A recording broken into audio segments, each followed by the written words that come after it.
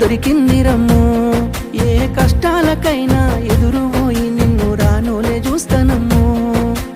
ఆతల నొప్పులు ఎందుకయ్యో ఉన్నంతలో బతుకుదా, కలిగింది కలగంజో తినుకుంటా ఎవరికి తల వంచకుండా ఉందా. నీ గడప దాటంగా నువ్వెదురుగొస్తే ఏ కష్టమొస్తదమ్మో. నీ నవ్వు కోసమై నే కష్టపడితే అలుపెందుకొస్తదమ్మో.